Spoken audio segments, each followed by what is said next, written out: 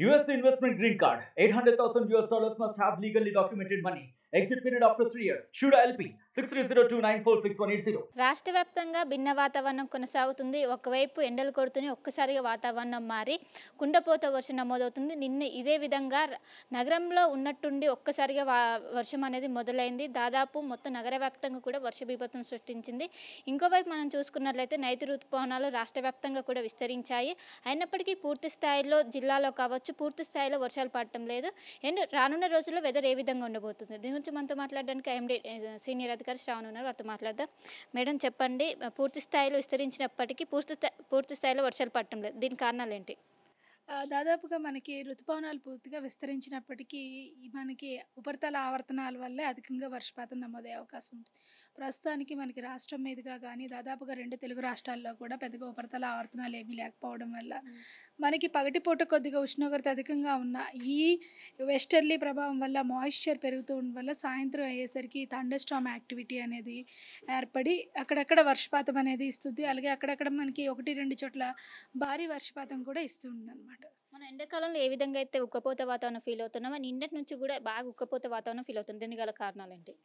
దాదాపుగా కొద్దిగా ఉష్ణోగ్రతలు అధికంగా ఉండడంతో పాటుగా మనకి ఆర్ద్రత శాతం కూడా అధికంగా ఉందన్నమాట. దీనివల్ల కొద్దిగా ఉక్కపోత వాతావరణం అనేది ఏర్పడుతూ ఉంటుంది.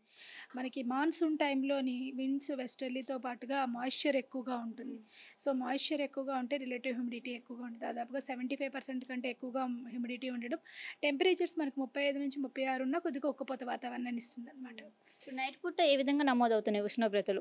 సాధారణంగానే నమోదవుతున్నాయి. రాత్రిపూట ఉష్ణోగ్రతలు మనకి 22 నుంచి 26 డిగ్రీల మధ్య నమోదవుతున్నప్పటికీ కొద్దిగా మనకి సాయంత్రం అయ్యేసరికి చల్లటి వాతావరణం అనేది ఏర్పడుతుంది. మనకి ఉరుములు మెరుపులతో కూడిన వర్షపాతం కూడా నమోదవుతూ ఉండడం వల్ల గత 24 గంటలు అయితే ఏంటి, గత 2 రోజుల నుంచి చూసుకున్నట్లయితే ఇదే విధమైన వాతావరణం కొనసాగుతూ ఉంది. వచ్చే 4 రోజులు కూడా ఇదే విధమైన వాతావరణం ఉండే అవకాశం అయితే కనిపిస్తుంది. ఈ వర్ష ప్రభావం వచ్చే 3 రోజులు ఎక్కువగా ఏ జిల్లాలపైన ఎఫెక్ట్ ఉంటుంది? అదేవిధంగా నిన్న హైయెస్ట్గా ఎంత మేర వర్షపాతం నమోదైంది? గత 24 గంటలు చూసుకుంటే అధికంగా 8 సెంటీమీటర్లు ఆదిలాబాద్ జిల్లాలో అయితే నమోదవడం జరిగింది. మనకి హైదరాబాద్ మరియు పరిసర ప్రాంతాల్లో చూసుకున్నట్లయితే 4 నుంచి 5 సెంటీమీటర్లు ఒక మోస్తరు వర్షపాతం అనేది చాలా చోట్ల నమోదవడం అయితే జరిగింది. ఇంకోవైపు ఇప్పటికే వర్షాకాలం స్టార్ట్ అవడంతో రైతులందరూ కూడా విత్తనాలు పెట్టారు. వాళ్ళకి ఇప్పుడు ఎలాంటి సూచనలు? ఎందుకంటే ఒకవైపు ఎండలు కొడుతున్నాయి, ఇంకోవైపు సడన్గా వర్షం వస్తుంది. దాదాపుగా ఈ 3 రోజులు కూడా ఇటువంటి మోస్తరు వర్షపాత సూచనలే కనిపిస్తున్నాయి. భారీ వర్షపాతాలు అనేవి అక్కడక్కడ మాత్రమే కనిపిస్తున్నాయి. కాబట్టి రెగ్యులర్ మార్నింగ్ ఇరిగేషన్ షెడ్యూల్ అనేది కంటిన్యూగా చేసుకోవడం వల్ల, స్ప్రింక్లింగ్ ఇరిగేషన్ చేయడం వల్ల ఏంటంటే నాట్లు అనేవి క్రమంగా మనకి పంట వరకు చేరుకునే అవకాశం అయితే కనిపిస్తుంది అనమాట. ఈ 3 రోజులు ఏమైనా అలర్ట్స్ జారీ చేస్తున్నారా?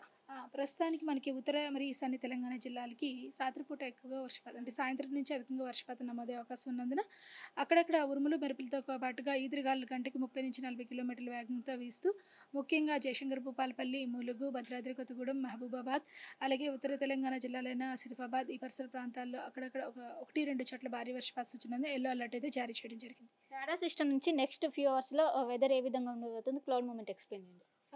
దాదాపుగా మనకి 2 o'clock నుంచి వస్తే ఈ క్లౌడ్ అనేది స్టార్ట్ అయింది. దాదాపుగా మనకి ఇంటీరియర్ కర్ణాటక మరియు మహారాష్ట్ర మీద నుంచి మన కామారెడ్డి వరకు ఇక్కడ వరకు చేరడం జరిగింది.